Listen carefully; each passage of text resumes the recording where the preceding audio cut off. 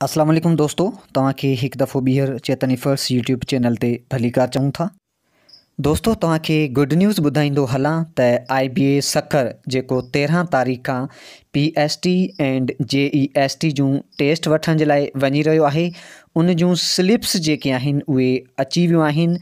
उन जे स्लिप्स जो जेको पोर्टल हो उहो ऑन थी चुको आहे। तव्हां अॼु ई पंहिंजी स्लिप खे डाउनलोड करे सघो था।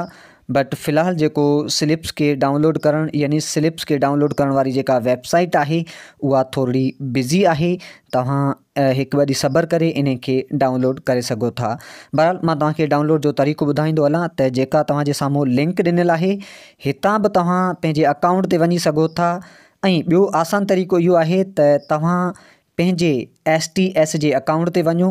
STS जे अकाउंट ते या इन लिंक जे ज़रिए वञण जे लाइ सभ खां पहिरीं तव्हांखे पंहिंजो CNIC जेका उते दाख़िल करणो पवंदो। उन खां पोइ पासवर्ड लॻाइणो पवंदो। उन खां पोइ डायरेक्ट तव्हांजो अकाउंट यानी जेको STS जो जेको अकाउंट हो जेको तव्हां PST ऐं JEST जूं फॉर्म्स जॾहिं भराया हुआ जेको ठाहियो हो उते तव्हां वञो। उते वञण खां पोइ तव्हां मेन्यू में वेंदो। मेन्यू में तव्हांजे स्लिप्स खे डाउनलोड करण जो ऑप्शन हूंदो। तव्हां उन स्लिप खे डाउनलोड ते क्लिक कंदो त तव्हांजी जेका स्लिप आहे उहो PDF में डाउनलोड थी वेंदी हली। ऐं ॿियो त जेकॾहिं तव्हां इन लिंक जे ज़रिए डाउनलोड करणु चाहियो था त लिंक ते ओपन करण खां बाद में बि तव्हांजो साॻियो ई अकाउंट जेको आहे उहो ओपन थींदो। ऐं दोस्तों, काफ़ी दोस्त जेके उहे पहिरीं परेशान हुआ त IBA सखर वरी टेस्ट जी डेट खे चेंज कंदो यानी टेस्ट खे अॻिते कंदो।